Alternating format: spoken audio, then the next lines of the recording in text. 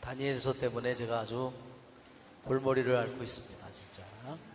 정말 다니엘서가 너무너무나 어려운 책이라는 것을 제가 절감하고 있습니다.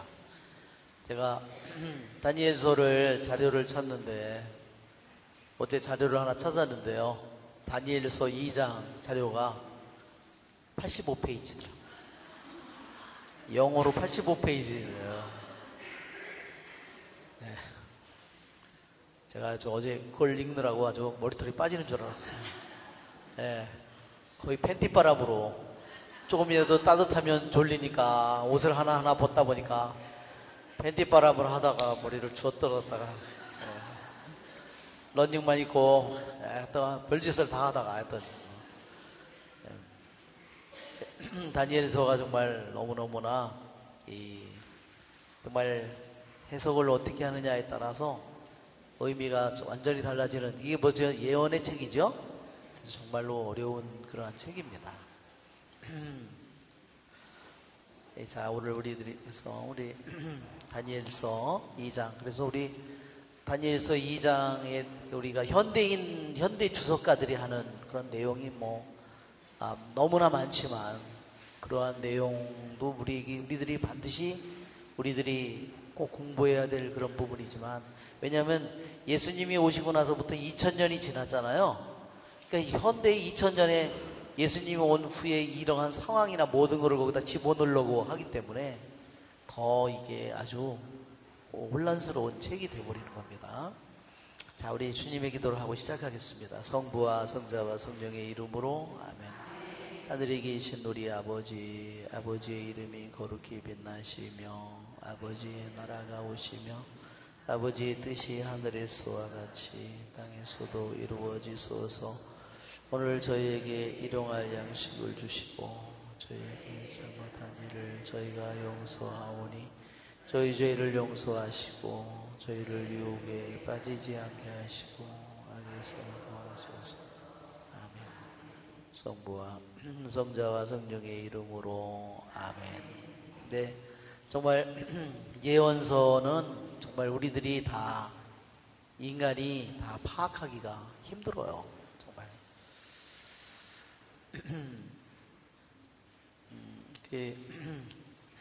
정말 우리는 겸손된 마음으로 우리 하느님의 말씀을, 예언의 말씀을 우리들이 정말 읽고 우리들이 묵상해야 될 것 같습니다. 우리가 한번 오늘 이 다니엘서 2장 먼저 2장 13절까지만 먼저 읽고 시작합시다.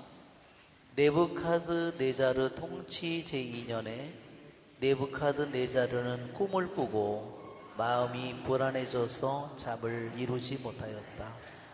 임금은 자기 꿈을 풀이해 줄 요술사, 주술사, 마술사, 점성가들을 불러오라고 분부하였다.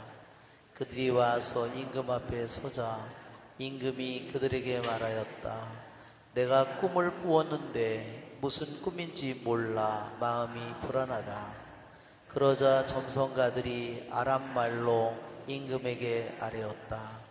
임금님께서 만수무강하시기를 빕니다. 이 종들에게 꿈을 말씀하여 주시면 저희가 그 뜻을 밝혀드리겠습니다. 그러나 임금은 점성가들에게 이렇게 대답하였다. 나의 뜻은 확고하다.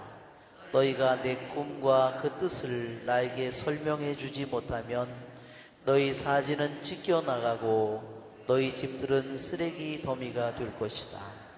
그러나 너희가 그 꿈과 그 뜻을 밝혀주면 내가 선물과 상을 내리고 큰 명예를 누리게 해주겠다. 그러니 그 꿈과 그 뜻을 밝혀보아라. 점성가들이 다시 아뢰었다. 임금님께서 이 종들에게 꿈을 말씀해 주시면 그 뜻을 밝혀드리겠습니다. 그러자 임금이 대답하였다. 너희가 나의 뜻이 확고함을 보고서 시간을 벌려고 한다는 것을 이제 내가 분명히 알았다.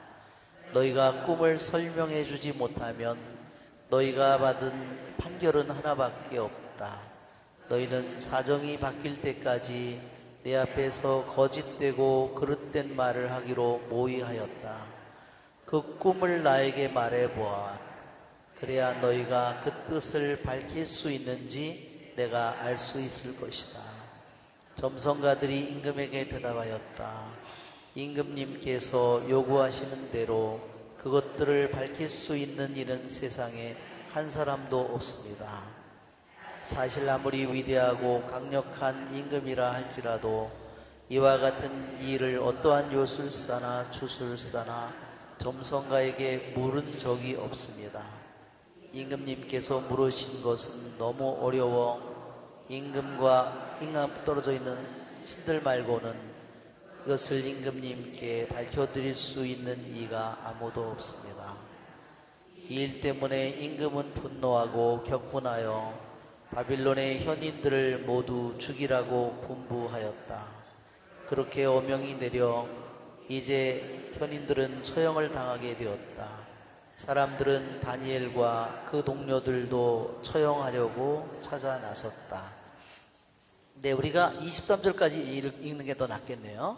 그러자 다니엘은 바빌론의 현인들을 처형하려고 나온 임금의 친위 대장 아르욕에게 현명하고 신중하게 말을 걸었다.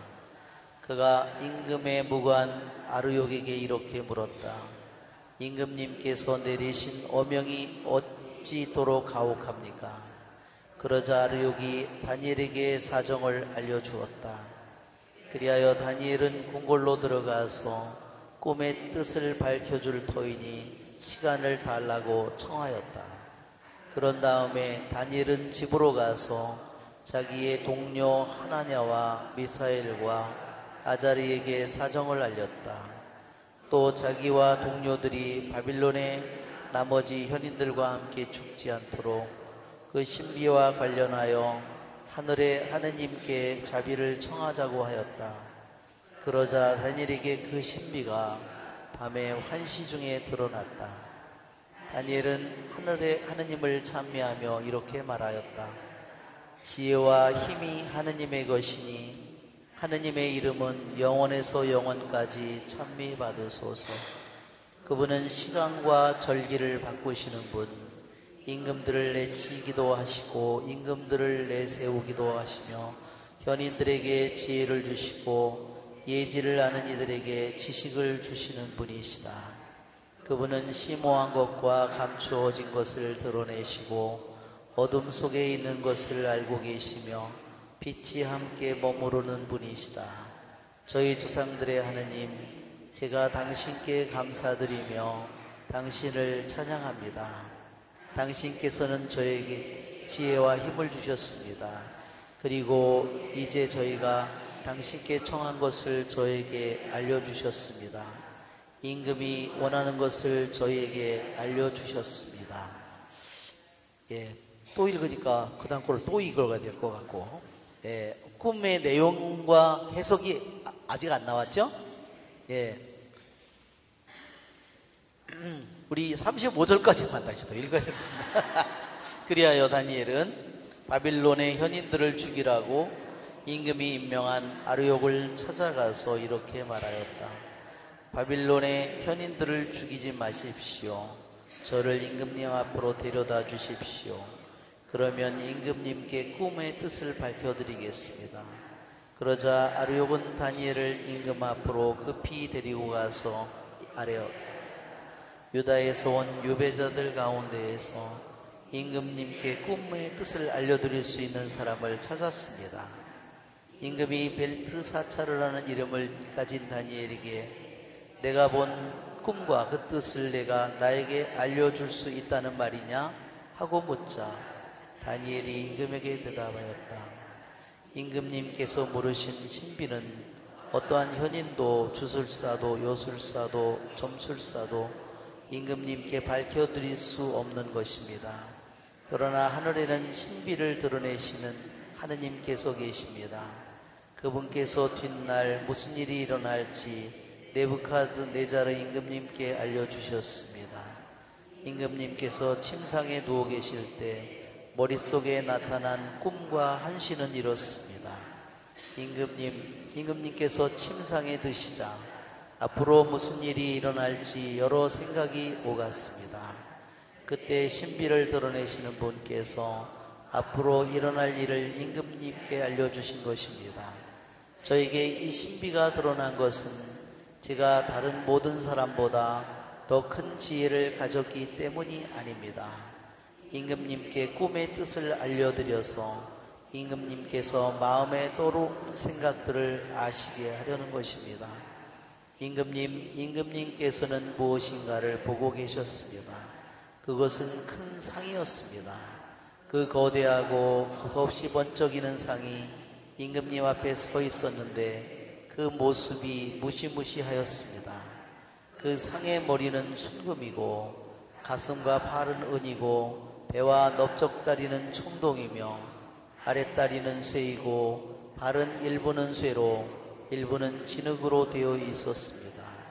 임금님께서 그것을 보고 계실 때 아무도 손을 대지 않았는데 돌 하나가 떨어져 나와 쇠와 진흙으로 된 그 상의 발을 쳐서 부수어 버렸습니다. 그러자 쇠, 진흙, 청동, 은, 금이 다 부서져서 여름 타작마당에 겨처럼 되어 바람에 날려가 버리니 그 흔적조차 찾아볼 수 없게 되었습니다. 그런데 그 상을 친 돌은 거대한 산이 되어 온 세상을 채웠습니다. 꿈입니다. 예. 예.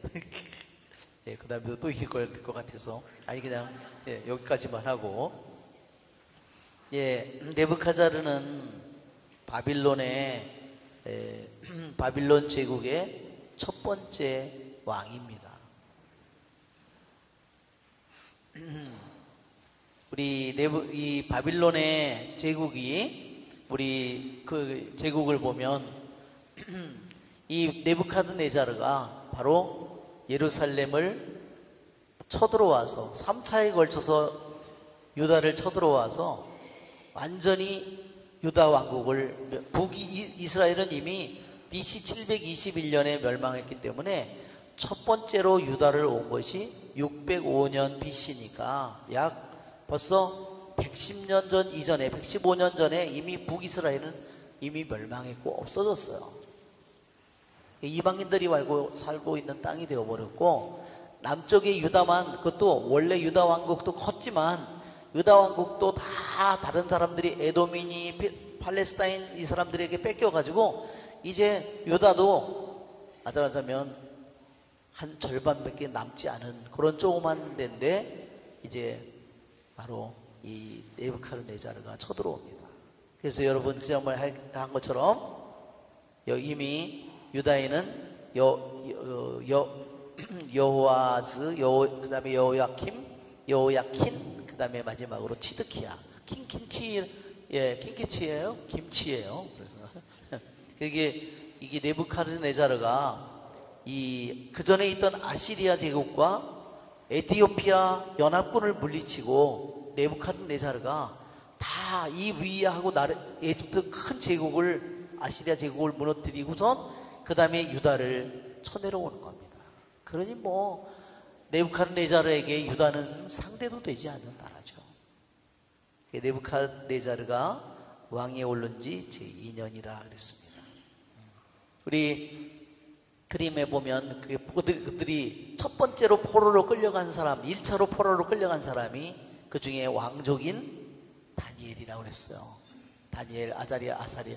예, 1장에 지난번에 공부했죠? 다니엘이 1장에서 다니엘이 가지고 있는 놀라운 그가 뭐였어요? 왕궁에서 임금이 명령하는 음식과 술을 먹어야 되는데 어떻게 했어요? 자신을 더럽히지 않겠다고 결심했다고 그랬죠?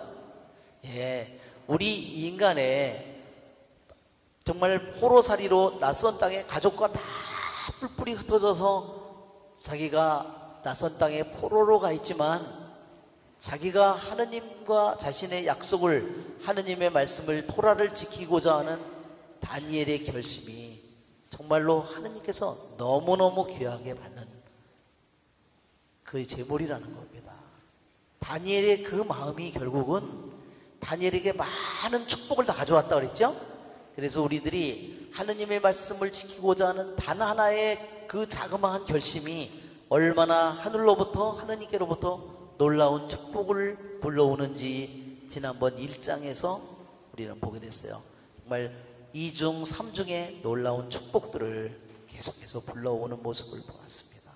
지혜도 다른 사람보다 10배나 뛰어났다고 그랬죠? 그리고 어땠어요? 정말 여기 보면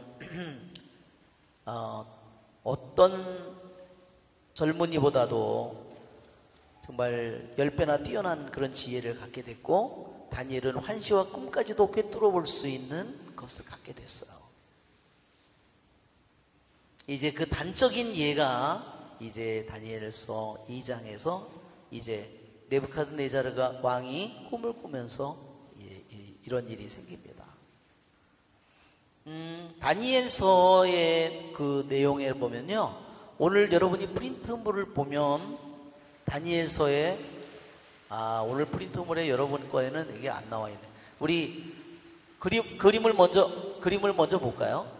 예, 이렇게 다니엘이 그거를 나는 음식을 먹지 않겠다고 아시리아 바빌론, 아시리아 제국을 물리치고, 여기에 나보폴라사르는요 네부칸네자르의 아버지예요.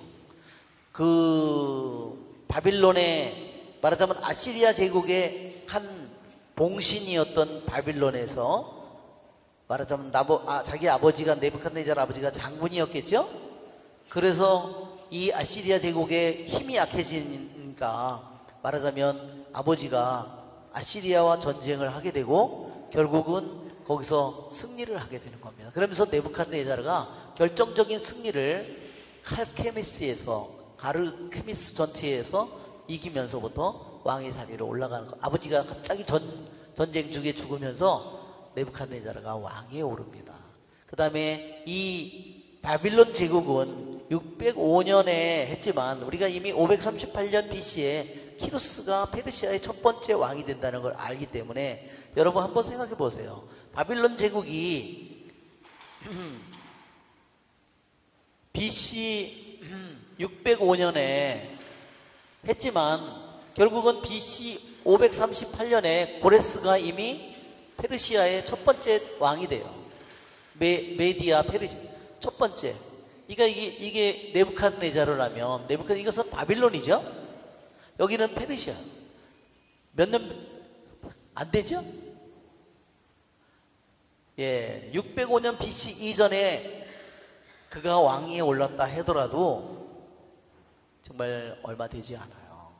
정말 70년이 될까? 이런 정말 바빌론 제국이 정말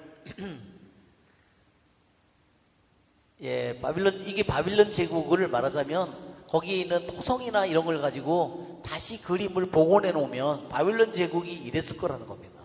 이게 티그리스강 저기죠. 예. 정말 어마어마한 제국을 건설했는데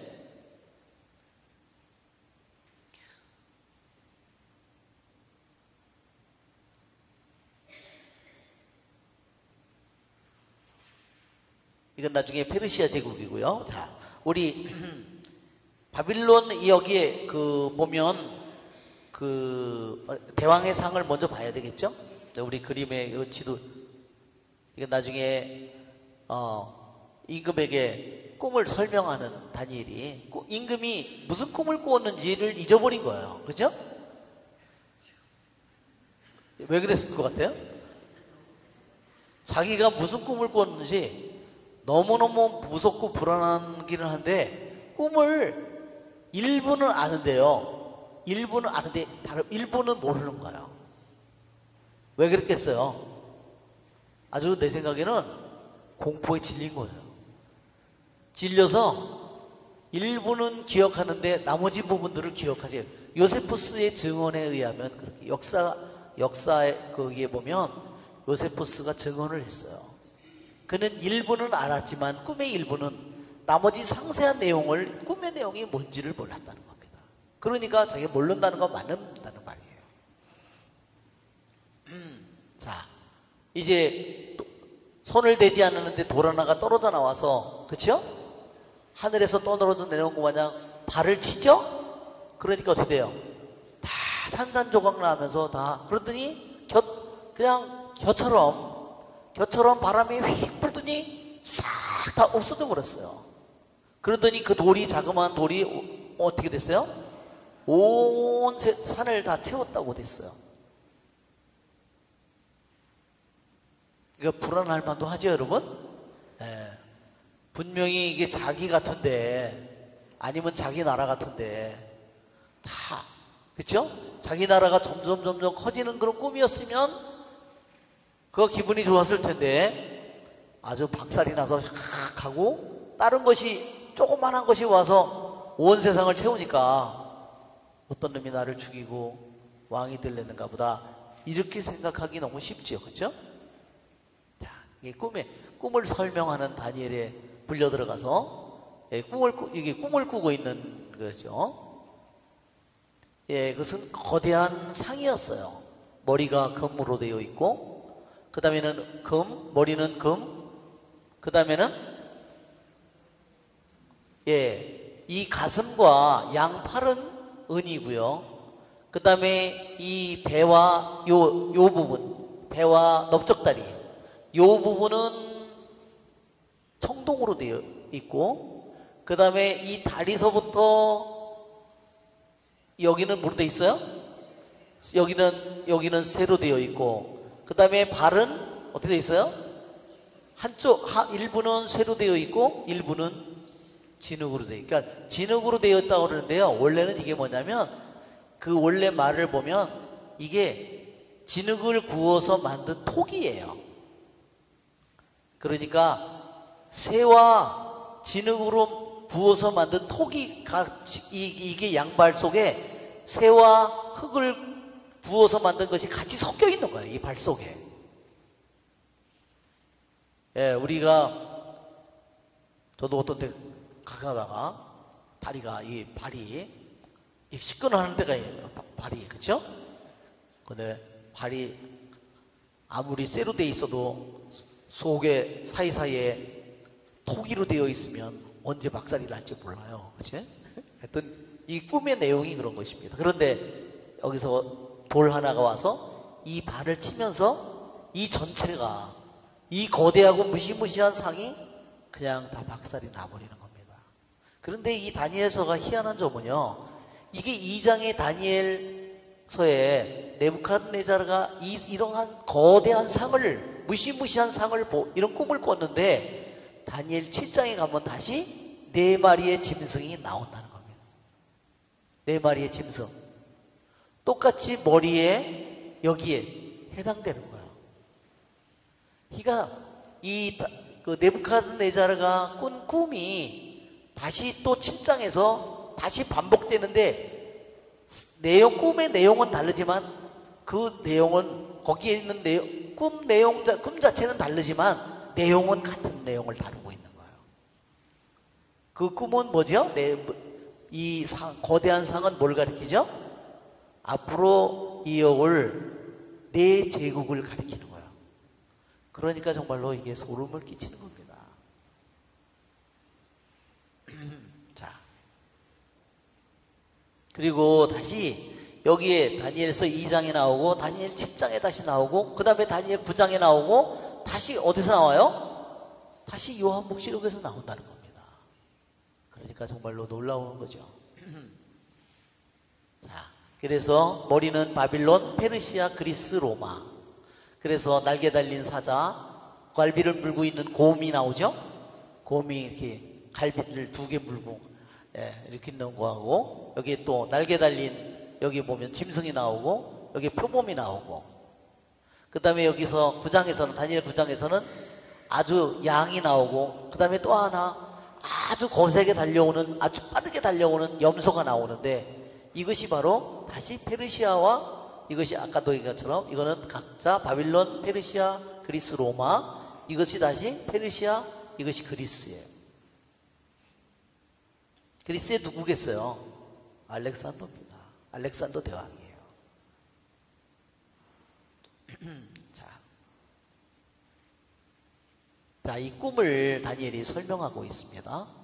네, 이것도 근데 꿈을 설명하고 있는 다니엘이, 그래서 나머지 바빌론의 요술사, 주술사, 점성가들이 아주 개망신을 당하고 있는, 네, 다니엘이 가서 이제 설명을 하고 있는 겁니다. 칼케미스 전투가 이 바빌론에서 여기 있는 아시리아 제국, 여기 이집트의 제국 연합군이 여기에 모여서 서로 해서 여기서 바빌론이 네부칸네자르가 여기서 물리치고 승리를 거두고 여기를 점령하고 여기를 점령한 후에 그 다음에 유다를 쳐들어오는 겁니다. 이것이 네부칸네자르의 통치 제2년에 이제 아까는 1장은 여호야김 통치 제3년이라고 그랬는데 네부칸네자르 통치 제2년이라고 했어요. 우리 이 다니엘서에는 총 7개의 계시가 나옵니다.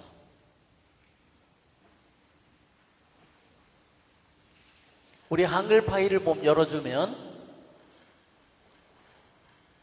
다니엘서에는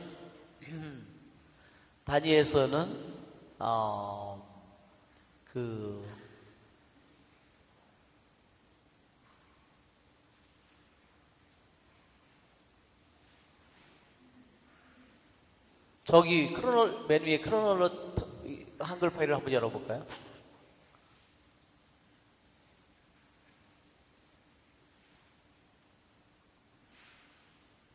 예, 이거는 연도로 다 되어 있는 거고, 또 아래로 내려가면, 이게 지금 여기 보면,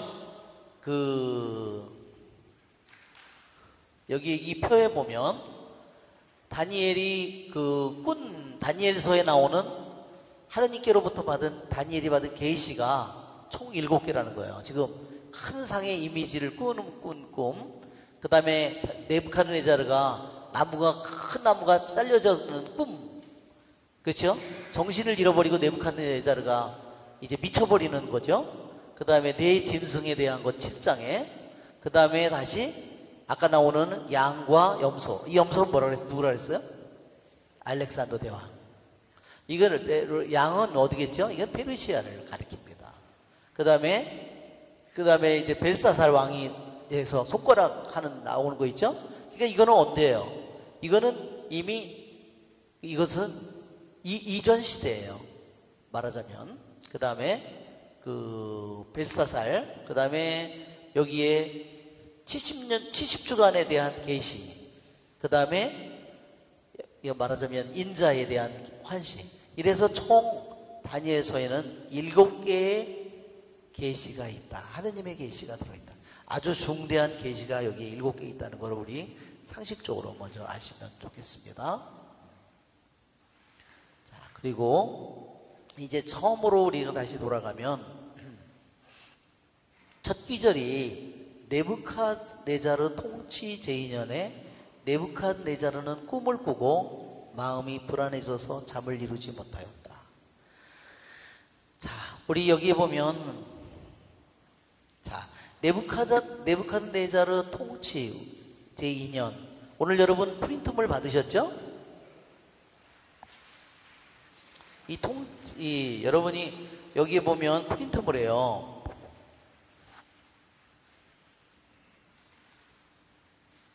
자, 통치 제2년은 여기에 표를 보면 네부카드네 통치 제2년이라고 605 BC에 네부카드네자르가 아버지가 갑자기 죽으면서, 전쟁터에서 아버지가 죽으면서 네부칸네자르가 갑자기 왕위에 올랐어요.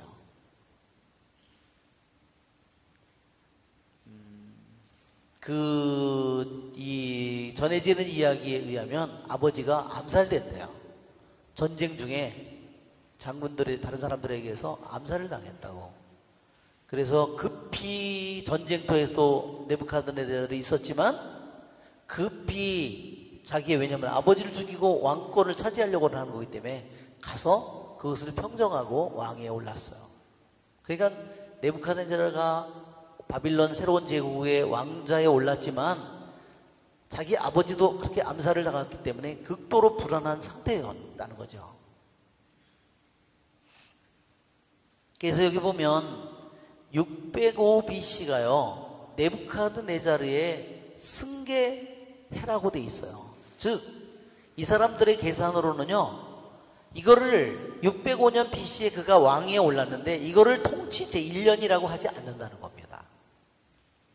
보통 계산으로는 이걸 통치 제1년이라고 해야 되는데요, 이거를 무슨 해라고 부르냐면 즉위에 오른 해, 왕의 즉위에 오른 해라고 그렇게 부르고, 그를 accession year라고 말하자면 즉위한 해라고 그러고서요, 연도에 집어넣지 않는다는 겁니다.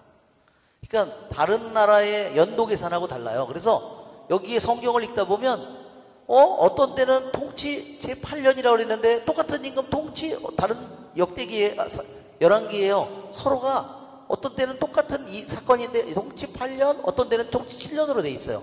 왜 그러냐면요, 그거를 쓴 사람들이 바빌론의 영향을 많이 받은 사람이면 바빌론의 문화 입장에서 이거를 가면 여기 첫 해인데 첫 해라고 안 그러고 뭐라 그래요? 왕위에 오른 해. 그리고 그 둘째 해 604년 BC서부터 그때 완전히 풀 1년을 갖다가 통치 제1년이라고 가리키는 겁니다. 무슨 소리인지 아시겠죠? 그리고 통치의 연도를 시작점은 어디냐면요, 춘분이에요. 항상 춘분. 춘분이 언제죠? 대개 약 4월 초, 그렇죠? 3월 말 내지 4월 초. 그래서 낮과 밤의 길이가 똑같아지는 시간, 봄에 낮과 밤의 길이가 똑같아지는 이 시간부터요, 이 사람들에게는 한 해가 시작되는 거예요. 바빌론 사람들, 페르시아 사람들에게 문화가 그래요. 이것이 첫 해, 이날이 말하자면 이 사람들에게 1월 1일이에요.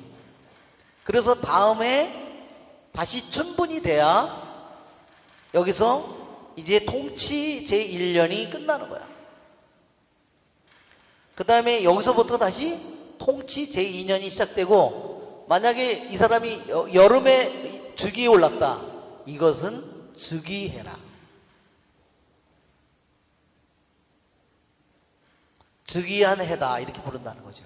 연도수에 통치 제1년, 2년 여기에 계산에 안 집어넣는데, 유대인들은 어떻게 계산하면요, 유대인들은 통치 제1년, 유대인들 계산으로는 통치 제2년, 통치 제3년 이렇게 한다는 거죠. 알았죠? 이 계산하는 법이 서로 다르다는 겁니다. 자, 그러면 605년 BC에 다니엘이 끌려갔잖아요. 그렇죠? 다니엘이 끌려가서 3년 교육을 받았어요. 605년서부터 604년, 603년 보세요. 통치 제2년이면 몇 년이에요? 603년 BC예요.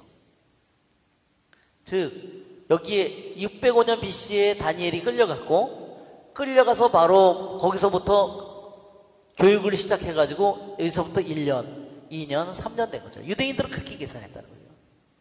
유대인들은 가서부터 교육이 시작하면 그것부터 첫 해, 둘째 해, 셋째 이렇게 따졌다는 거죠. 그러니까 벌써 어때요? 다니엘이 교육을 벌써 마친 해죠. 거의. 통치 제2년이라고, 네부카드네자르 통치 제2년이라고 하면 605년 BC에 왕이 올랐으니까 통치 제2년이면 603년 맞죠? 그 도표에 이건 통치해, 즉위에 오른 해, 통치 제1년, 통치 제2년. 그러니까 여기에 다니엘이 끌려가서 교육을 시작해서 첫째, 둘째, 셋째 해 이렇게 된 겁니다. 그게 도표의 내용이에요. 자, 이 역사적인 배경이 이렇다는 겁니다. 자, 이게 왜 이것이 굉장히 중요하냐면, 예언자는요, 자기가 처음 예언을 하는 거를 갖다가 어느 임금, 우찌야 임금이 죽던 해, 이렇게 이사야서가 예언하잖아요. 하늘에 옥자가 있는 걸 보고, 그죠? 이렇게 연도를 알려준다는 겁니다. 자, 네부카드네자르 통치 제2년이라고 그랬는데요. 자, 이 숫자, 여기서 말하는 유대인들에게는요, 이 여기를 말할 때 통치 제2년이 아까도 얘기했죠? 605 BC에는 즉위한 해 604년, 603년, BC 603년. 자, 이거는 우리들이 생각할 때 이 해를 의미하는데, 유대인들에게는요, 이 통치 제2년이라는 의미가 아주 중요한 의미를 가졌다는 거예요. 왜냐하면요, 이 숫자가, 유대인들에게는 이 숫자가 아주 중요한 의미를 가졌어요.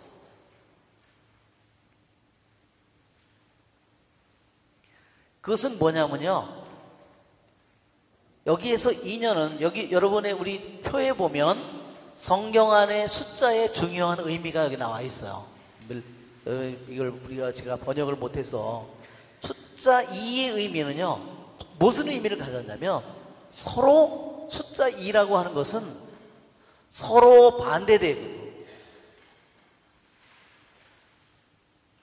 또 구별되는 거, 차이를 의미하는 거예요. 그리고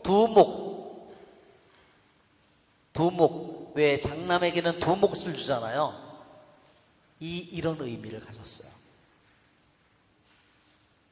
그러니까 우리들이 오늘날 그냥 1, 2, 3, 4, 5 이런 세는 숫자의 의미도 그 사람들은 하지만, 그 사람들에게는 이 2000년 전의 사람이라든지 그 이전의 사람들에게 숫자는, 유대인들에게 숫자는 그거보다 훨씬 중대한 의미를 가졌다는 겁니다. 자, 여기에 차이와 구별은 뭐를 의미하냐면요, 네부카드네자르 통치 제2년이라고 하는 것은, 이 제2년이라고 하는 것은 유대인들에게 무슨 의미를 가졌냐면, 분명히 네부카드네자르 통치 제2년에 세상의 눈으로만 네부카드네자르를 바라보면 그는 거대한 바빌론 제국의 대왕이다. 그렇지만 하나님의 눈으로 보면 뭘까요? 이게 바로 두 가지 다른 시각을 가리키는 겁니다. 이라고 하는 것은 이런 눈으로 이거를 바라볼 수도 있지만 전혀 다른 시각으로도 이것을 바라볼 수 있다는 거예요. 하나는 세상의 눈으로 네부카드네자르를 바라볼 수 있다면, 하나는 하느님의 눈으로 네부카드네자르를 바라봅니다. 자, 이거는 일례로 뭐를 통해서 나타나냐면요, 꿈은 하나잖아요. 그에게 이 가운데 있는 거를요, 네부카드네자르라고 생각해봐도 되고, 또는 네부카드네자르의 꿈이라고 생각해도 돼요. 자, 이 꿈을 한번 생각해보면, 네부카드네자르가 꿈을 생각할 때 어때요? 너무너무 불안하고, 너무너무 두렵고, 너무너무 끔찍해요. 자기는 세상의 거대한 바빌론 제국의 대왕인데, 정말 한없이 거대한, 정말 무시무시한, 온 세상을 떨게 만드는 거대한 산과 같이 그렇게 된다는데, 그러나 하느님의 눈으로 보면 이 네부카드네자르는 어때요? 그냥 보잘것없는, 언제 하느님이 세웠다가 하느님이 언제 저기 할지 몰라요. 그 아버지가 바빌론에 정말 모든 것을 다스릴 만큼 그러한 자리에 올라갔지만 한순간에 암살을 당해서 죽는 것 마냥, 그것이 바로 2라는 숫자가 통치제 2년이라는 의미 속에 담겨 있는 뜻이라는 겁니다.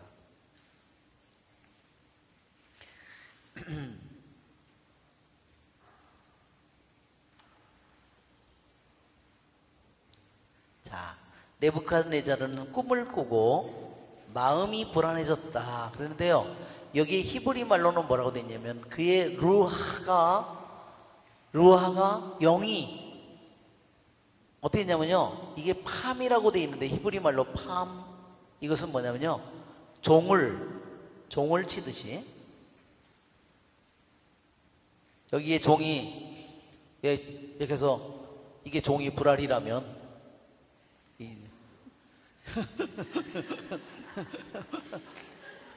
종알이라고 하면 이쪽을 쳤다가, 그죠? 이쪽을 쳤다가 계속 그러잖아요. 왔다 갔다. 그게 마음이, 그의 마음 속에서 자기를 그냥 막, 아니야, 괜찮아. 아니야. 와, 자기 마음 속에서 막 자기를 이렇게 막, 그냥 격동이 일어치는 거예요. 막 마음을, 그것을 표현하는 말이에요. 마음이라는 말은 루아라고 그랬어요. 루아. 여기서 루아. 이게 뭐냐면 이게 원래 숨, 바람 이런 걸 의미하는 거예요. 영.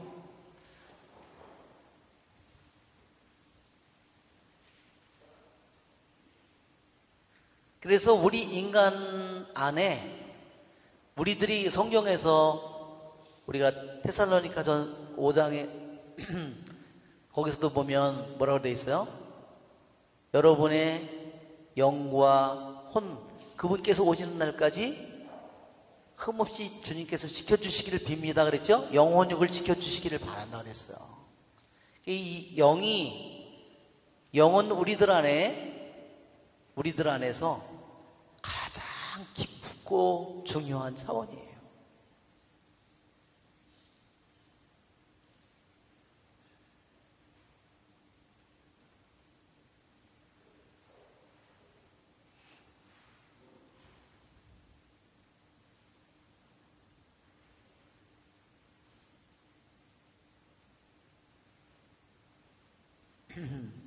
그냥 육신적으로만 정신적으로만이 아니라 그의 근본적인 영이 완전히 그냥 이리저리 아주 정말 대왕이지만 그 정말 꿈 하나로 인해서 그의 영혼은 어때요? 보잘것없는 한 인간의 그 영이 그 가장 깊은 그의 속에서 완전히 이게 요동을 치고 있는 겁니다. 그래서 잠을 자지 못했습니다.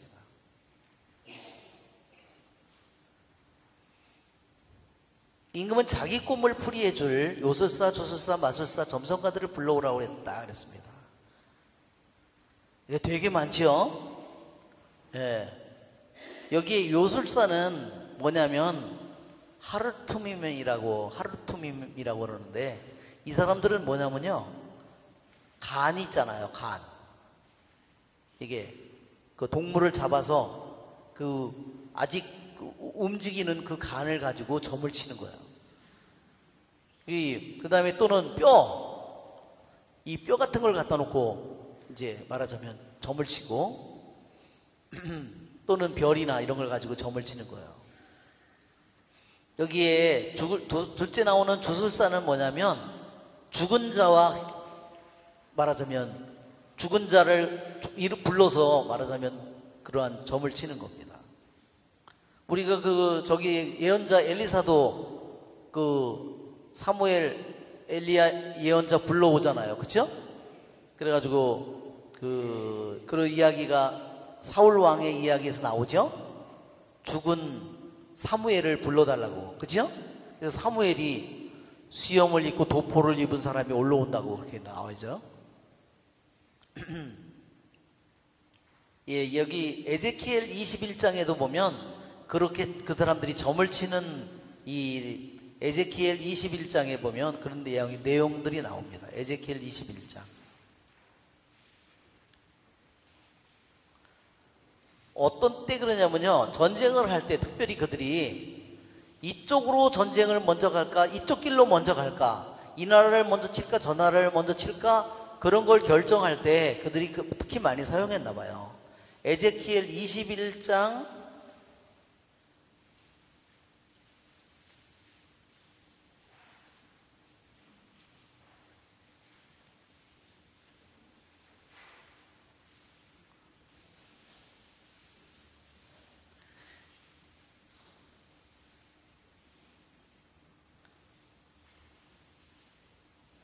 자, 거기 21장에 보면 23장 바빌론 임금의 칼이 나오죠? 23절, 24절. 그러니까 자, 우리가 같이 읽어볼까요? 주님의 말씀이 나에게 내렸다. 너 사람의 아들아, 바빌론 임금의 칼이 갈 길을 두 개 그려라. 그 둘은 같은 나라에서 나오게 해야 한다. 그리고 표지판을 세우는데 각 성읍으로 향하는 길 어귀에 그것을 세워라. 너는 칼이 암몬인들의 라빠로 갈 길과 유다와 요새 예루살렘으로 갈 길을 그려라. 바빌론 임금이 그 두 길의 어귀 갈림길에서 점을 칠 것이다. 화살을 흔들어 보기도 하고 집안 수호신들에게 물어보기도 하고 짐승의 간을 살펴보기도 할 것이다. 여기 나오죠? 그러니까 여기에 있는 암몬인들의 수도인 라빠를 먼저 칠까, 유다 예루살렘을 먼저 칠까, 그거를 결정하기 위해서 점을 치는 모습을 보는 겁니다.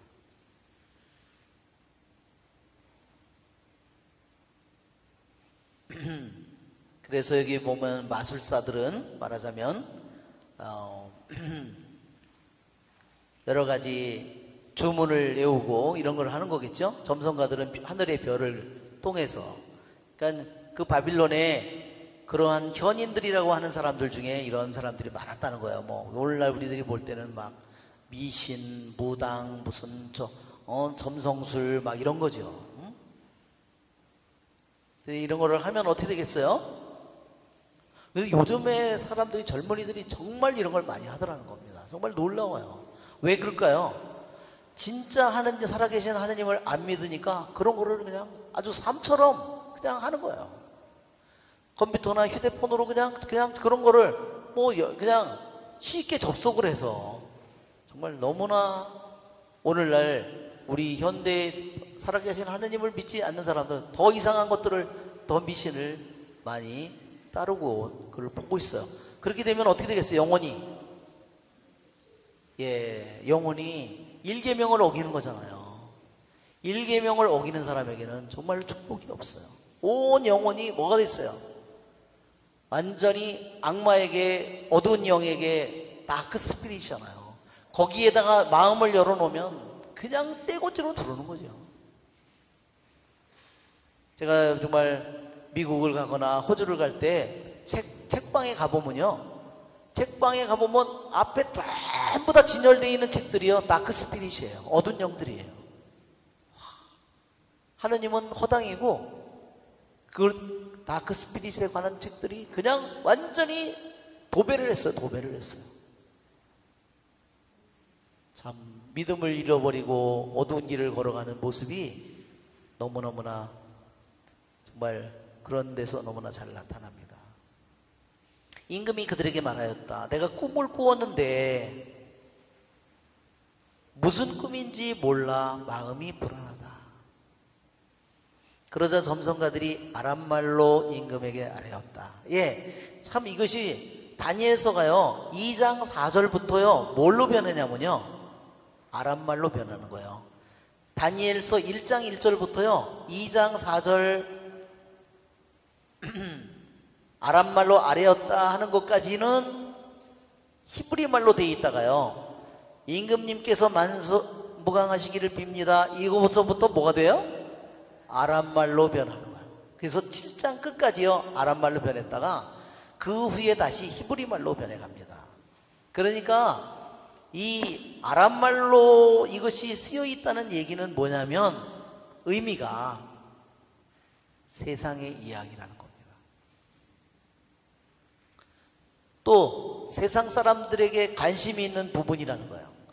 세상 사람들의 그러한 얘기를 그 당시의 세계, 바빌론의 세계에서 가장 커다란 관심, 그런 이야기라는 것을 바로 얘기하고, 이 아람말이 바로 칼데아어라고 그랬죠. 칼데아가 뭐라고 그랬어요? 아브라함이 처음에 부르심을 받아서 떠나기 전에 고향, 살던 고향, 그게 칼데아 우르라고 그랬죠. 그게 어디라고 그랬어요? 티그리스 강과 유프라데스 강이 계속해서 흘러서 페르시아만으로 들어가기 직전에 있는 동네가 칼데아 우르라고 그랬어요. 그 칼데아 우르라고 하는 그 지역이 아주 비옥하고 부유한 지역이었다는 겁니다. 그런데 그들이 그렇게 부유하고 비옥한 땅에서 살았지만 그들이 믿는 신이 완전히 우상이었죠. 자, 점성가들이 내가 꿈을 꾸었는데 무슨 꿈인지 몰라 마음이 불안하다, 영이 불안하다 그랬어요. 그랬더니 점성가들이 꿈을 말씀해 주세요 그렇게 얘기한 거예요. 우리 그러면 꿈을 말씀해 주시면 저희가 그 뜻을 밝혀드리겠습니다.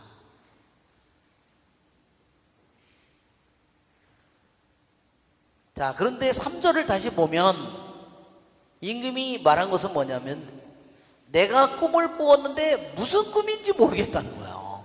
환장할 노릇이죠. 야, 이거 그러니까 이 현자, 바빌론의 여러 가지 현자들이 요술사, 주술사, 마술사, 뭐 점성가들이라고 하는 이 현자들이 다 아주 내노라 하는 이 날구기는 사람들이, 현자들이 다 모여서 얘기를 들으니까 무슨 꿈인지 모르겠다고 그러니까 어메. 그러니까 다시 한번 점성가들이, 현자들이 얘기를 했죠. 꿈을 말씀해 주세요. 저희가 그것을 뜻을 밝혀드리겠습니다. 그러면 그 뜻을 저희가 해석해 주겠답니다. 그게 보통 경우죠. 5절에 보면 임금은 점성가들에게 이렇게 대답했다. 나의 뜻은 확고하다.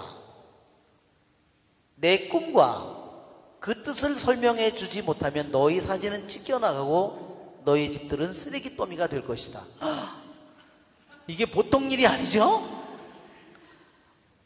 야, 이게 내가 꿈을 꿨는데 꿈이 뭔지를 모르겠다고 하니까, 그러나 너희가 이 꿈과 그 뜻을 설명해 주지 못하면 너희가 벌을 받고, 너희가 6절에 꿈과 뜻을 밝혀주면 내가 선물과 상을 내리고 큰 명예를 누리게 해주겠다. 그러니 꿈과 뜻을 밝혀보아라. 이 현자들이 어떻게 됐겠어요? 정말 캄캄했겠죠. 그래서 다시 점성가들이 이제 다시 아래입니다. 임금님께서 이 종들에게 꿈을 말씀해 주시면 그 뜻을 밝혀드리겠습니다. 그러자 임금이 어떻게 됐겠어요? 이제 화가 날 대로 났죠. 이제 너희가 나의 뜻이 확고함을 보고서 시간을 벌려고 한다는 것을 이제 내가 분명히 알았다. 너희가 꿈을 설명해 주지 못하면 너희가 받을 판결은 하나밖에 없다. 너희가 사정이 바뀔 때까지, 이건 사정이 바뀔 때까지, 이 말은요, 이 근동지방의 수고랍니다. 이제 시간이 지나면 상황이 바뀐다는 이런 의미예요. 사정이 바뀐다는 것은 시간이 조금 지나면 임금도 마음이 변할 수도 있고, 시간이 지나면 왕이 좀 마음이 너그러워질 수도 있고, 아, 미안했어. 그땐 내가 너무 심했지? 이렇게 그런 수고라는 거예요. 내 앞에서 거짓되고 그릇된 말을 하기로 모의하였다. 꿈을 나에게 말해보아라. 그래야 너희가 그 뜻을 밝힐 수 있는지 내가 알 수 있을 것이다. 사실 그 말은 맞아요. 꿈을 얘기한다면 꿈의 해석도 더욱더 믿을 수 있겠죠? 꿈이 있지만 해석은 수도 없이 많이 할 수 있어요. 점성가들이 임금에게 대답하였다. 이제 자기네들 죽게 생겼으니까 이제 그냥 있을 수 없죠. 임금님께서 요구하시는 대로 그것들을 밝힐 수 있는 이는 세상에 한 사람도 없습니다.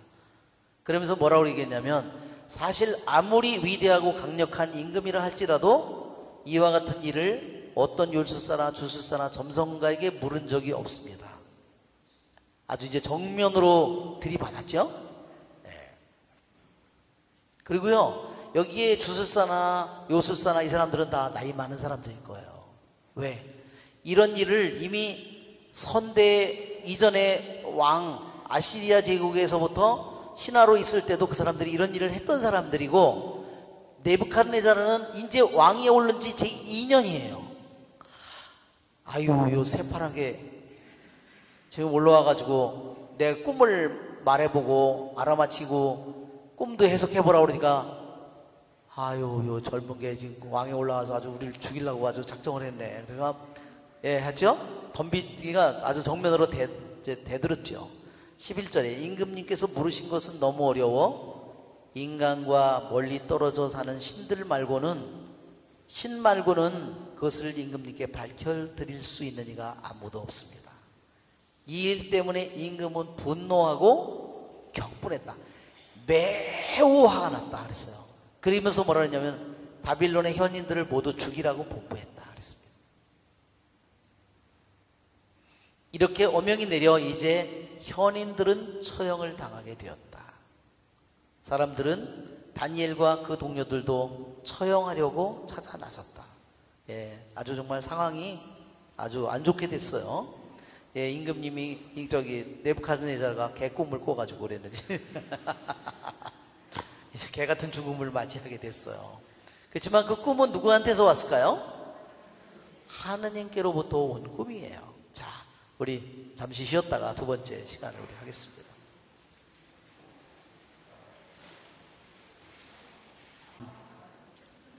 다니엘 2장.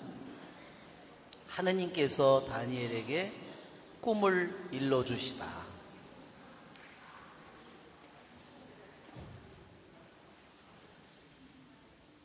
이제 다니엘의 놀라운 능력이 드러나게 되고 다니엘을 통해서 이 페르시아 땅에 이스라엘 백성이 귀향을 가 있지만 하느님은 마치 페르시아의 바빌론의 신에게 유다의 하느님은 힘이 없어서 패한 것처럼 보이지만 다니엘을 통해서 이제 이스라엘의 하느님이 유다의 하느님이 힘이 약한 존재가 아니라 신들의 신이고 그분만이 온 세상을 다스리는 분이시라는 사실이 이제 다니엘을 통해서 드러나게 되는 이야기입니다. 이제 다니엘도 현자의 한 명으로서 이제 처형을 당하게 됐어요. 자, 14절. 그러자 다니엘은 바빌론의 현인들을 처형하려고 나온 임금의 친위대장 아르욕에게 현명하고 신중하게 말을 걸었다.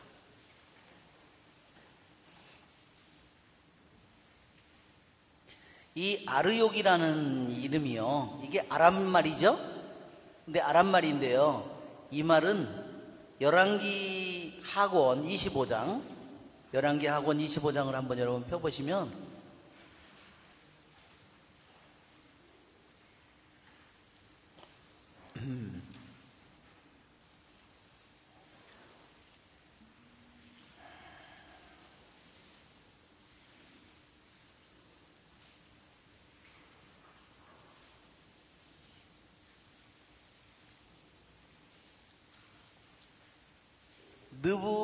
느부자르아단 친위대장 이름이 나오죠. 8절에 바빌론 임금 네부카드네자르 제19년에 바빌론 임금의 신하인 느부자르아단 친위대장이 나오죠. 이 말이요 그 말과 너무너무 이 아람어상으로는 비슷하다는 겁니다.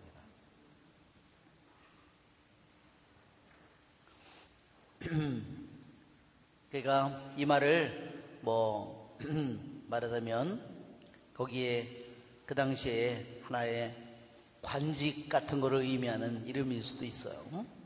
그러니까 이 아르욕이라는 것이 친위대장의 그러한 이름일 수도 있는 겁니다. 여기도 보면 그러한 역할을 하죠. 자, 그가 임금에 묵은 아르욕에게 이렇게 물었다. 임금님께서 내리신 어명이 어찌 이토록 가혹합니까? 왜? 임금의 명령인데 거기에 돌을 달기는 굉장히 힘들죠? 이미 사형이 언도가 되어 있는 거고. 자, 15절에 그러자 아르욕이 다니엘에게 사정을 알려주었다. 그리하여 다니엘은 궁궐로 들어가서 꿈의 뜻을 밝혀줄 터이니 시간을 달라고 청하였다. 그랬습니다.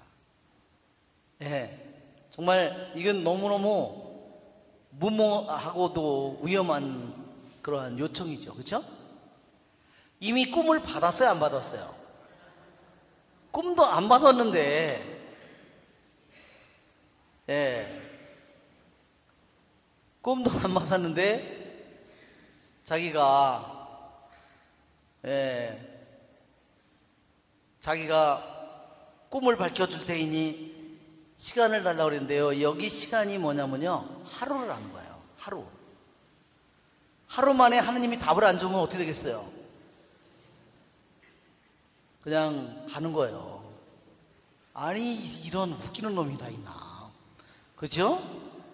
그러니까 꿈도 무엇인지 모르고, 물론 꿈 해석도 물론 모르고, 답을 자기가 가지고 있는 것도 아닌데 시간을 달라고 청했어요. 왜냐하면 우선 자기도 살아야 되고 자기와 함께 죽을 많은 그러한 현자들을 위해서 자기 스스로 이러한 요청을 했습니다. 그렇게 요청을 하고 이제 자기는 너무너무 이제 중요한 순간이죠. 다니엘은 어떻게 했냐면 궁궐에 들어갔다 나와서 청을 한 다음에, 그러니까 나와서 자기 집으로 가서 자기 동료 하나냐와 미사엘과 아자르에게 사정을 알렸다. 예, 여기서 보면 다니엘의 하는 행동이 나타나는데 정말 절대적으로 정말 위험에 처한 이 순간에 자기 스스로 거기에 뛰어들었어요. 그렇게 나서지 않아도 되는데, 그리고 스스로 이렇게 시간을 정해서, 그러면 임금이 언제까지 네가 그러면 그걸 알아줄 거야? 하루면 되겠습니다. 이렇게 얘기했겠죠. 그래서 다니엘은 집에 가서 한 일이 뭐냐면 자기 동료에게 사정을 알리고 같이 기도를 해달라고 요청을 한 겁니다. 이것이 성경에 나오는 같이 기도하는, 함께 기도하는 첫 번째 나온 예라는 겁니다. 자기와 동료들이 바빌론의 나머지 현인들과 함께 죽지 않도록 그 신비와 관련하여 그 꿈을 뭐라고 그랬냐면 여기서는 신비라는 말로 표현했어요.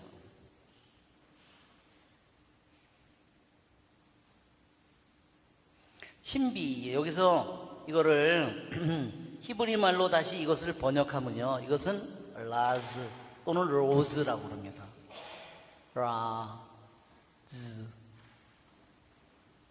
라즈 혹은 로즈, 이것은 신비, 즉 이 뜻은 뭐냐면요, 신비라는 것은 감추어져 있는 것을 의미합니다.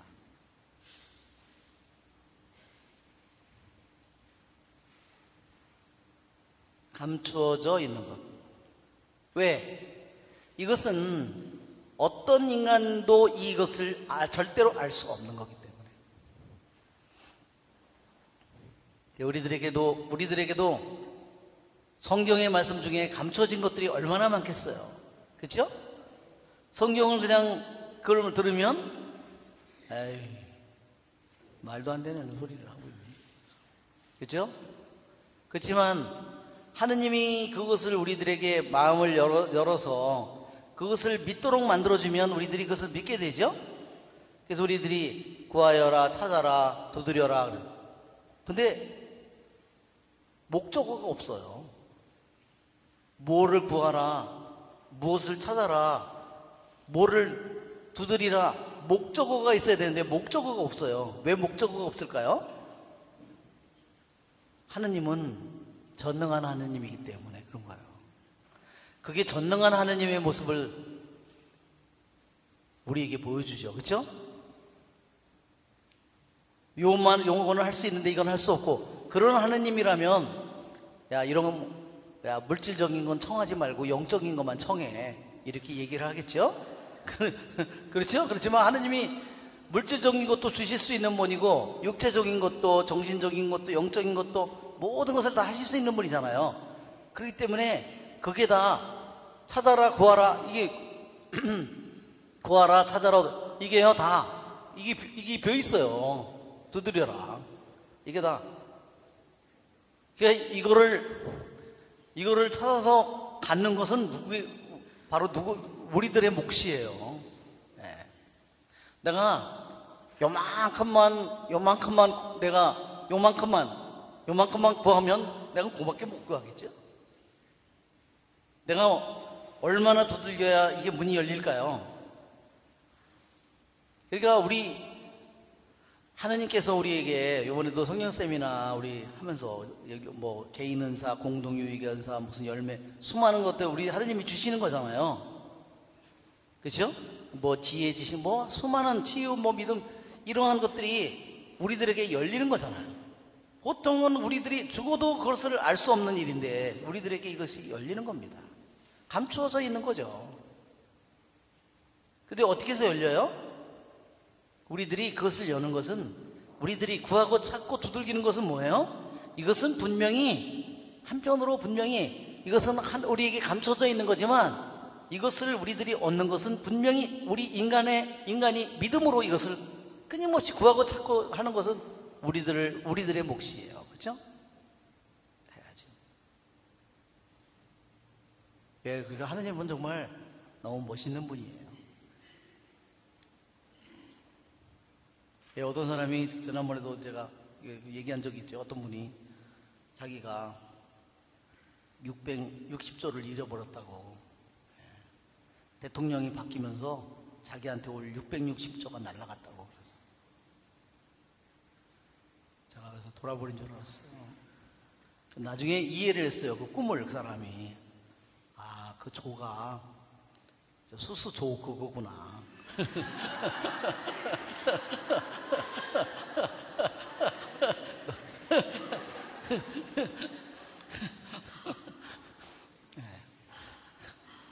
하나님께서 그 사람에게 그런 말씀을 줬어요. 내가 너를 어떤 어둠에서 내가 너를 건져냈는데 너는 맨날 내 앞에 와서 돈 하고 있다는 거예요. 근데 그 사람이 한 말이 그거였어요. 그 사람한테서 제가 들은 말이 660조를 잃어버렸다고. 대통령이 바뀌면서. 정말 시컷 두들겨 패고 싶었는데. 정말 마음이 정말 미쳤지요? 하나님의 우리는 여기에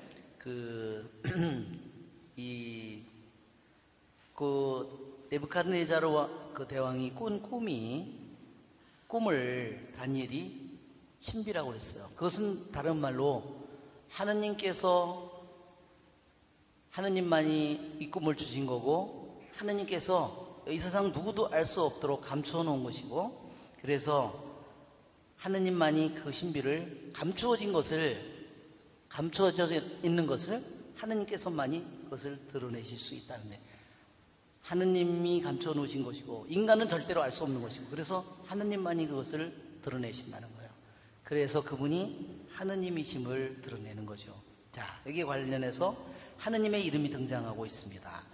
하늘의 하느님께 자비를 청하자고 청하였다.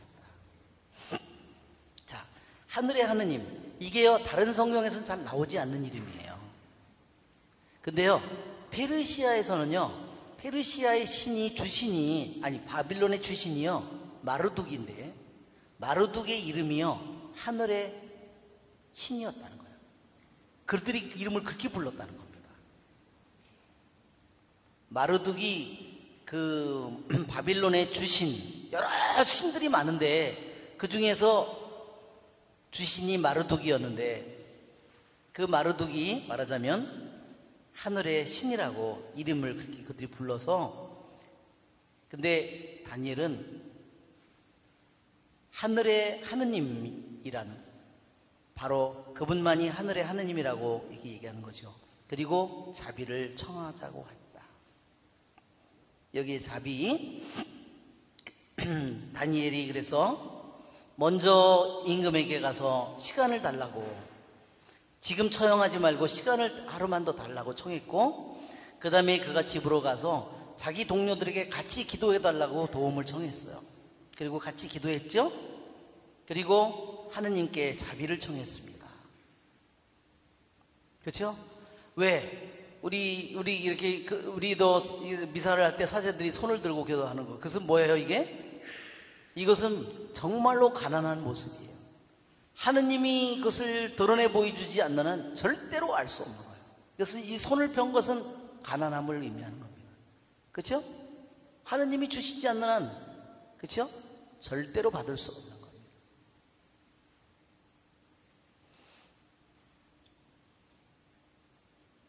자, 그러자 다니엘에게 그 신비가 밤에 환시 중에 드러났다. 다니엘이 한 행동은 뭐예요? 첫 번째 한 행동은 하늘의 하느님을 찬미하였다. 히브리 말로 바로크라고 합니다. 바락 또는 바락 또는 바록 이렇게 하죠. 뭐 바락이나 버럭이나 거기다가 점을 어떻게 찍느냐에 따라서 달라진 거예요. 바룩 이렇게. 이게 바락 또는 버럭, 보락. 예, 지난번 미국 대통령이 바락 오바마였죠. 예, 바락이라는 말이, 그러니까 말하자면 이게 축복하다, 찬미하다는 말이에요. 바락이라는 이 말이요, 우리가 그러면 나쁜 뜻인데, 바락 이 말은요, 이 말은 원래 어원은요, 무릎을 꿇다는 말이에요. 이 어원, 이 말은 무릎을 꿇다입니다.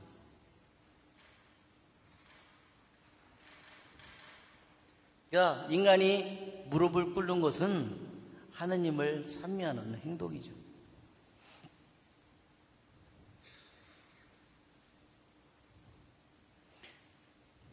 자, 그래서 하늘의 하느님께라는 말은 귀양간 이후에 에즈라 느헤미야서에 주로 나오는 하느님의 호칭이에요.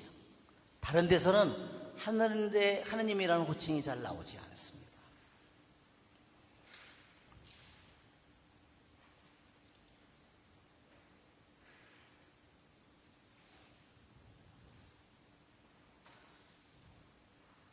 자, 이렇게 말하였다. 다니엘의 찬미의 기도입니다. 이거를 오늘 프린트물에 보면, 우리가 받은 프린트물에 보면 하느님의 10가지 속성이라고 되어 있죠. 이것이 다니엘이 하느님께 찬미 드리는 이 기도가 하느님의 10가지 하느님의 그러한 속성을 찬미하는 겁니다. 첫째로 지혜와 힘이 하느님의 것이니 하면서 하느님을 찬미하는 거예요. 하느님의 이름은 영원에서 영원까지 찬미받으소서. 그러니까 하느님의 이름을 찬미하는 거죠. 여기 1번이 하느님의 이름을 찬미하는. 그리고 그 하느님은 두 번째로 속성이 그 하느님은 지혜와 권능을 가졌다. 지혜와 힘을 가진 분이라는 거. 그것을 찬미하는 거고, 세 번째로 하느님께서 시간과 뭐를 조절해요? 절기를 바꾸신다 그랬어요.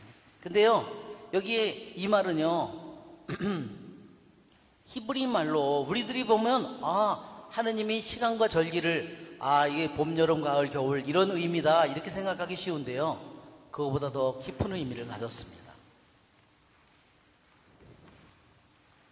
자, 여기서 시간이라는 거는, 여기서 그 시간과 절기라는 말이요, 성경에서 자주 나오는 말이에요. 여러 군데서 나오는 말인데 함께 나와요, 시간과 절기가. 그런데 이 말의 의미는 뭐냐면, 우리가 생각하는 시간과 이거 무슨 것을 하는 그런 의미라기보다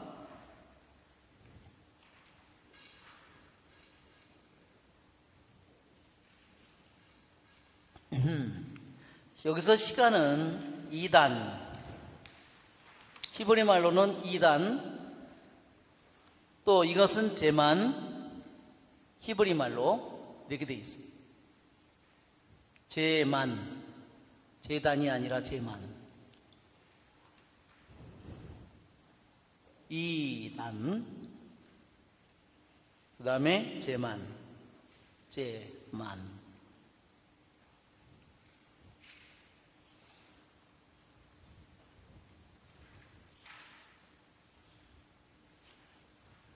그러면 여기에서 이단이나 제만이라는 이 히브리 말의 뜻은 뭐냐면, 이 말의 뜻은 어떤 사람이 또는 제국이, 어떤 왕국이 얼마 동안 지속된다는 의미를 가졌어요.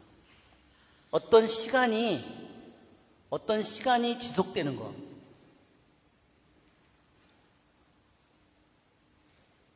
말하자면 5년, 10년 이런 시간들이 지속되는 시간을 의미한다면, 이 제만이라는 말은요, 정해진 시간이에요.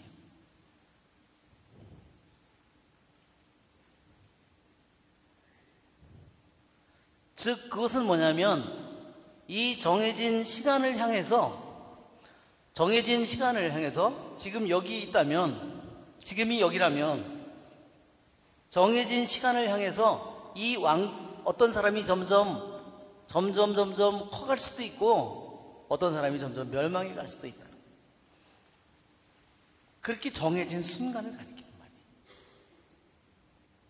말이에요. 예수님께서도 복음을 전할 때 때가 가까이 왔다 그랬죠? 그 때는 어떤 걸 가리킬까요? 이단과 제만 중에서 정해진 시간이에요. 정해진 시간에 점점 가까이 다가온 거예요.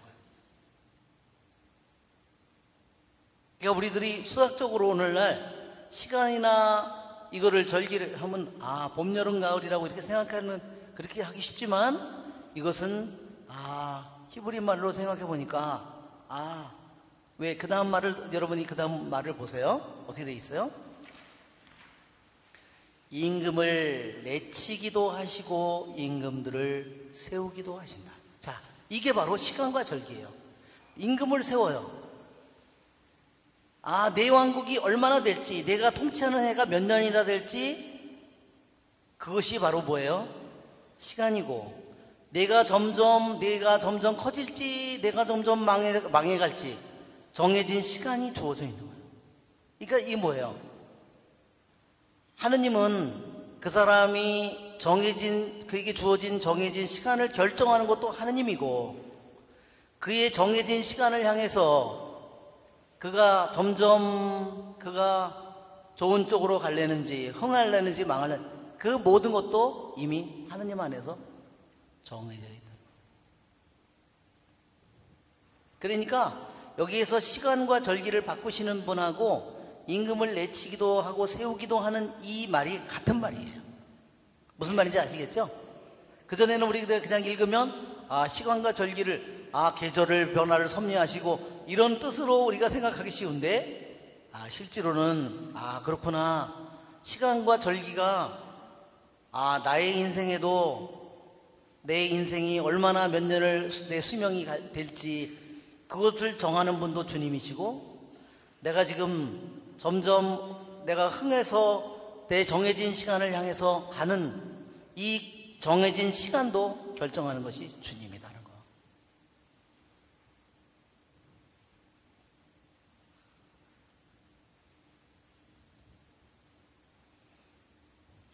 임금들을 내치기도 하시고, 그러니까 바빌론 임금이 자기가 정말 거대한 아시리아 제국을 무너뜨리고 자기가 바빌론 제국을 세워서 대왕이 되었지만, 자기가 볼 때는 정말로 대단한 것 같은데, 내치고 세우는 것도 누가 한다고요? 하느님께서 하신 일이라는 거예요. 현인들에게 지혜를 주시고, 아무리 거기에 주술사, 요술사, 점성술, 무슨 날고기는 많은 사람들이 지혜를 가지고 있는 사람들이 많지만, 하느님이 지혜를 주지 않으면 뭐예요? 아무 쓸모도 없는 그러한 현자일 뿐이에요. 말만 현자죠. 그러니까 이것이 임금을 세우는 것도 지혜로운 자들에게 지혜를 주시고 지혜를 안 주시고 하는 것도 모두 다 하느님이 하시는 분이라는 것을 다니엘의 꿈의 해석을 통해서, 그러니까 다니엘이 이러한 찬미의 기도를 하는 겁니다. 그분은 심오한 것과 감추어진 것을 드러내시고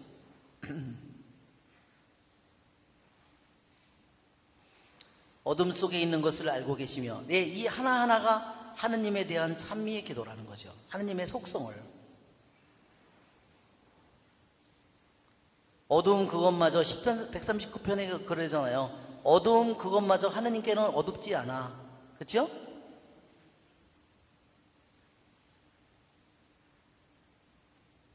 빛이 함께 머무르는 분이시다.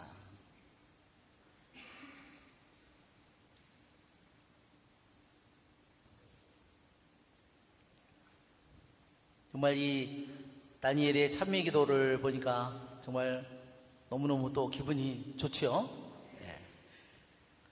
그 다음에 저희 조상들의 하느님이라는 말을 썼어요. 자, 저희 조상들의 하느님. 자, 저희 조상들의 하느님은 뭘 가리키는 말일까요? 아브라함의 하느님, 이삭의 하느님, 야곱의 하느님을 가리키는 말이에요. 근데 그걸 줄여서 그냥 조상의 하느님이 되었어요.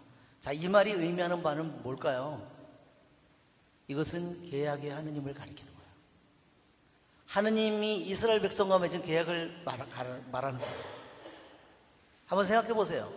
나라는 다 뺏겼고, 나라는 다 북쪽 남쪽 다 박살났고, 성전은 다 무너졌고, 다 자기 나라는 이방인들이 가서 살고 있는데, 자기는 남의 나라 땅에 포로로 끌려가서 거기서 궁궐에서 남의 나라 말을 하고 남의 부정한 땅에서 살고 있는데, 다니엘은 뭐를 기억해요? 자기 조상들의 하느님, 아브라함의 하느님, 이삭, 야곱의 하느님을 찾고 있어요. 그리고 뭐죠? 아브라함이 원래 떠난 땅이 칼데아 우르인데 자기가 어디 가서 있어요? 바빌론의 칼데아 지방에 가서 있는 거예요. 너무 기가 막히잖아요. 처음 자기 조상들이 부르심을 받아서 떠나온 이방인의 땅에 자기는 가서 포로로 가서 끌려가서 거기서 조상들의 하느님, 아브라함의 하느님, 이삭의 하느님, 야곱의 하느님 찾고 있어요. 노예살이로 포로살이로 자기가 나라도 잃고 가서 끌려서 있지만, 다니엘은 아브라함의 하느님, 이삭의 하느님, 야곱의 하느님의 이름을 부르고 있다는 겁니다. 정말 놀라운 거예요. 세상의 눈으로 보면 뭐 이스라엘, 유다 아무것도 없잖아요. 그렇죠? 그런데 뭘 찾아요? 성전도 무너지고 다 불타고 성벽도 무너지고 다 했는데, 다니엘은 칼데아 우르에 와서 포로살이를 하면서 계약의 하느님, 아브라함의 하느님, 이삭, 야곱의 하느님의 이름을 찾고 있다는 거예요. 여러분, 그 힘이 얼마나 강한지 알겠죠? 왜? 아무리 자기 나라가 모든 것이 세상의 눈으로는 다 멸망한 것처럼 보이지만, 믿는 사람들의 마음속에 있는 그 믿음이 얼마나 중요한지를 보여주는 거예요. 왜? 그 계약은 취소됐어요? 안 취소됐어요? 취소되지 않았어요.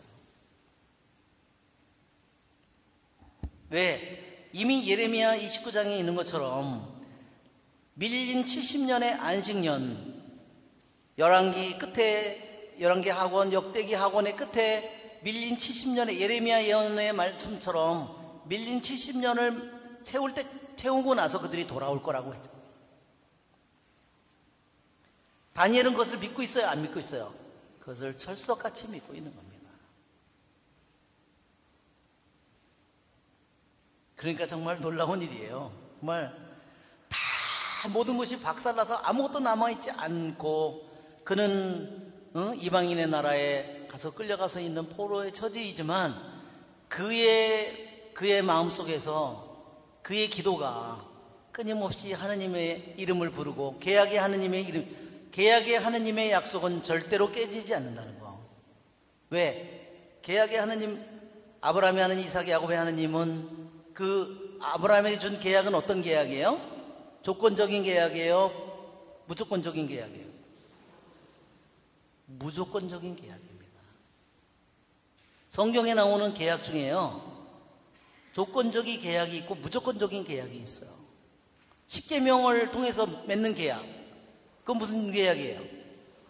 그건 조건적인 계약이에요.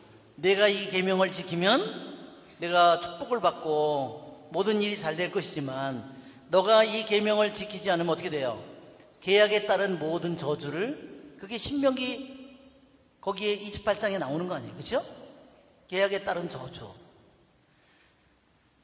우리가 구약 성경에 7개의 계약이 있는데, 첫 번째 계약이 아담과의 계약이라고 했죠? 아담에게서 이미 그는 내 계약을 어겼다고 그랬어요. 호세아서에. 그랬는데, 그렇지만 이 계약 속에 무조건적인 계약은 영원히 유효한 겁니다. 아브라함에게 내가 너에게 뭐예요? 하늘의 별처럼 땅의 모래알처럼 내 자손이 불어나게 하고 이 땅을 너에게 주겠다는 이 계약은 영원한 계약이에요. 때로는 그 땅을 잃고 쫓겨나고 에집트로 쫓겨나고 가기도 하고 이방인에 따라 포로로 끌려가지만, 그러나 그것은 영원한 계약이에요. 십계명에 따른 다른 계약, 무조건 조건적인 계약에 의해서 그들이 벌을 받기도 하고 축복을 받기도 하지만, 무조건적인 계약, 특히 사무엘서에 있는 사무엘 이 학원에 7장에 보면 다윗의 내 왕조가 영원하리라고 그랬죠? 그 계약도 무슨 계약이에요? 내 왕조가 영원하리라는 것은 바로 거기서 태어날 메시아에 대한 약속이에요. 그래서 그것은 취소돼야 안 돼요. 이건 안 돼요. 아무리 유다 왕국이 배신을 하고 뭐 하더라도요, 그 계약은 영원해요. 이래서 이 계약 속에 7가지 계약 속에요, 무조건적인 계약이 그래서 2개나 들어있는 겁니다. 예, 정말 여기서 다윗이 모든 것이 다 황량한 황무지, 아무것도 희망이 하나도 안 보이는 것 같은데, 그런데도 다니엘은 그 땅에서 하느님께 아침 저녁으로 기도를 바치면서 계약의 하느님이 반드시 당신의 계약을 지킬 거라는 거, 하느님은 언제나 계약에 충실하다는 것을 믿고 하느님의 그 계약의 하느님의 이름을 부르는 겁니다. 거기에 그 계약의 하느님, 계약에 충실한 하느님, 그것은 창세기 12장서부터, 우리 창세기 12장 거기 아브라함과의 계약이죠. 우리 창세기 12장. 이건 창세기에 여러 번 계속해서 반복됩니다. 12장. 나는 너를 큰 민족이 되게 하고 너에게 복을 내리며 너의 이름을 떨치게 너는 복이 될 것이다. 그 다음에 15장 7절. 계속 다 이 계약이 계속되는 겁니다. 그래서 그 동물을 잘라서 순양, 숫소, 염소를 잘라서 차려놓고 계약을 맺잖아요. 그렇죠? 그 계약을 할 때, 계약을 맺을 때 원래 계약을 맺는 두 당사자가요, 둘이 같이 걸어가는 거예요. 근데 여기서 보면 아브라함은 어떻게 해요? 동물, 날아오는 맹금들을 쫓다가 어떻게 돼요? 여기를 한번 읽어볼까요? 15장 해질 무렵 12절. 해질 무렵 아브라함 위로 깊은 잠이 쏟아지는데 공포와 짙은 암흑이 그를 휩싸였다. 이것은 뭐냐면요, 하느님의 현존을 나타내는 말이에요. 하느님의 현존, 그것이 나타나는 순간에 그는 극도의 공포와 암흑에, 왜? 인간이 하느님을 다 알아들을 수 없기 때문에. 11절에 보면 맹금들이 죽은 짐승 위로 날아들자 아브라함은 그것들을 쫓아냈다 그랬어요. 그러면 계약을 맺을 때 아브라함과 하느님이 같이 걸어가야 돼요. 원래 두 나라 당사자가요, 그 계약을 맺는 두 사람이 서로 손을 잡고 그 가운데를 서로 같이 지나가는 거예요. 짐승을 쪼개놓고. 그런데 여기는 누가 혼자 지나가요? 자, 보세요. 16절 17절. 해가 지고 어둠이 깔리자 연기 뿜는 화덕과 타오르는 횃불이 그 쪼개놓은 짐승들 사이로 지나갔다. 이건 누구예요? 하느님이에요. 하느님이 혼자가 지나갔어요. 이것은 말하자면 하느님의 일방적인 약속이라는 거예요.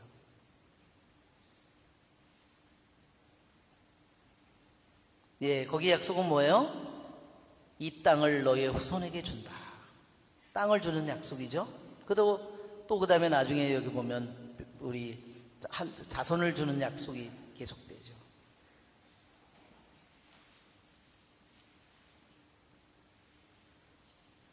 여러분, 그러니까 우리 이 정말 다니엘이 자기 조상들이 떠나왔던 고향과 친척과 아버지의 집을 떠났던 칼데아 우르 지방에 포로로 끌려와서 너무 절망적인 상황이지만 끝났어요, 안 끝났어요? 안 끝났다는 겁니다. 그것이 바로 이 다니엘이 바로 그러한 믿음을 우리에게, 그리고 하느님의 약속이 여전히 유효하다는 것을, 계약의 하느님은 여전히 그들을 버리지 않았다는 걸, 그리고 그들의 하느님이 그 이방인의 강대해 보이는 그 땅에 모든 것을 움직이시고 주관하시고 다스리는 분이라는 것을 다니엘이 보여줍니다. 제가 당신께 감사드리며 당신을 찬양합니다. 당신께서는 저에게 지혜와 힘을 주셨습니다. 그리고 이제 저희가 당신께 청한 것을 저에게 알려주셨습니다. 임금이 원하는 것을 저에게 알려주셨습니다.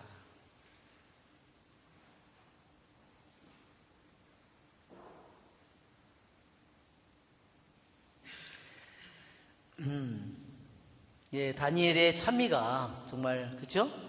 예. 끊임없이 하늘로 올라가고 있는 거죠. 다니엘은 바빌론의 현인들을 죽이라고 임금이 임명한 아르욕을 찾아가서 이렇게 말하였다. 바빌론의 현인들을 죽이지 마십시오. 저를 임금님 앞으로 데려다 주십시오.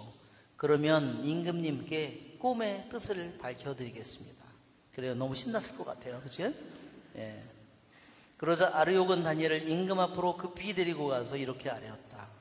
유다에서 온 유배자들 가운데 임금님께 꿈의 뜻을 알려드릴 수 있는 사람을 찾았습니다.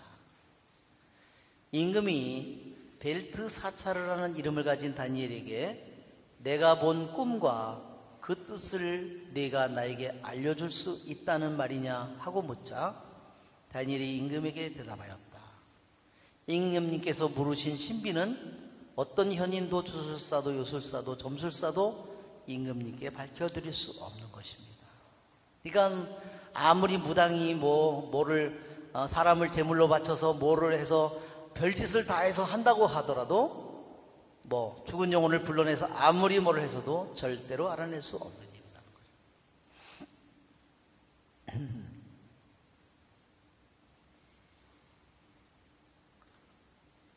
그러나 하늘에는 신비를 드러내시는 하느님께서 계십니다. 이제 하느님이 이제 한없이 이제 드러높여지고 찬미를 받으시는 거죠. 그분께서 뒷날이라고 하는 것은 마지막 날을 가리키는 말입니다. 아카리스라고 해서 이것은 끝을 가리키는 거예요. 끝날, 마지막 날.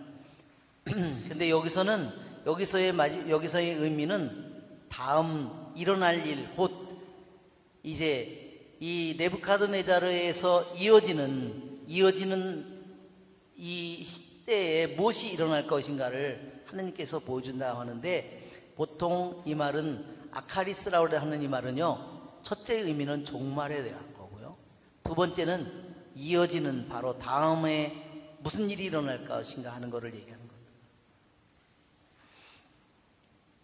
먼저 다니엘은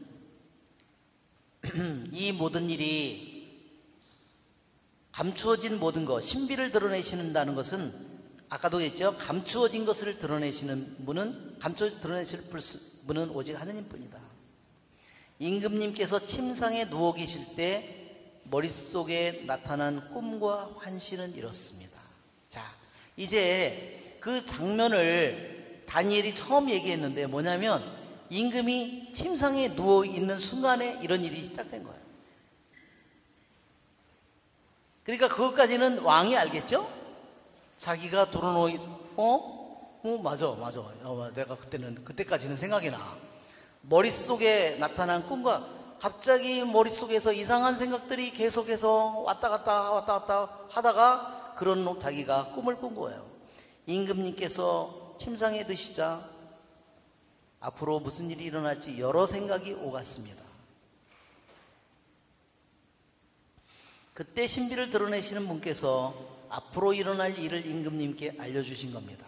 그러니까 자기에게 여러 가지 생각이 오고 가고 자기 마음이 너무너무 불안해졌고 꿈을 꿨는데 그 꿈도 잘 모르겠고 그 꿈의 뜻도 모르겠고 극도로 그는 더욱더 불안한 상태가 됐습니다. 그렇지만 그 모든 것이 어디서 왔다고요? 신비를 드러내시는 하느님께서 왔다는 것을 벌써 근원을 말을 한 거죠.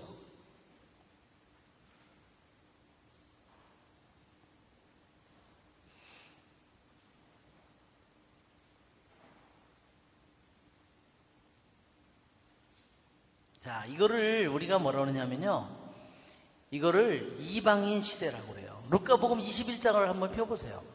루카복음 21장. 오늘이 루카 축일인데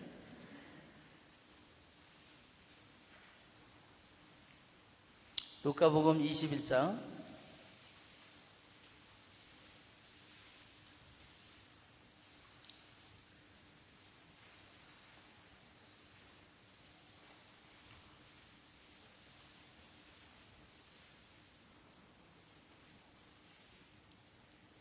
자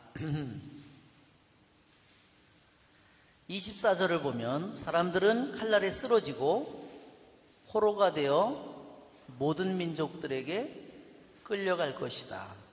그리고 예루살렘은 다른 민족들의 시대가 다 찰 때까지 그들에게 짓밟힐 것이다. 자, 여기 다른 민족들의 시대, 이게 아주 유명한 말이에요. 다른 민족들의 시대.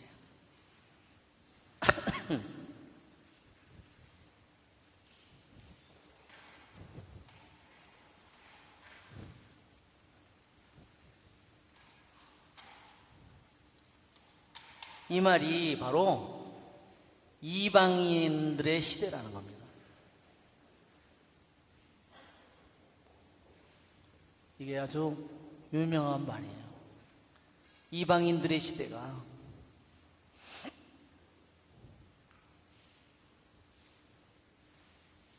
왜냐하면 네부카드네자르가 예루살렘을 포위하고 605년 BC에 포위하면서부터요, 이스라엘은 한 번도 자기 나라를 회복하지 못했어요. 이게 이방인들의 시대가 시작된 거예요. 바빌론, 페르시아, 그리스, 로마. 그리고 나서 2000년이 올 때까지 자기 나라를 뭐예요? 찾아 못 찾아요? 못 찾죠? 이게 뭐냐면 이방인들의 시대예요. 다 다른 나라의 통치 아래에 지배하에 예루살렘의 성전은 무너져서 다시 제2성전은 세우지만 자기의 주권을 회복하지 못하고 계속 어때요? 이방인들의 권하에 놓이게, 치하에 놓이게 사는 거예요. 그게 바로 이방인의 시대인데, 이 이방인의 시대가 뭐로부터 시작돼요? 지금 네부카드네자르로부터 시작되는 거예요.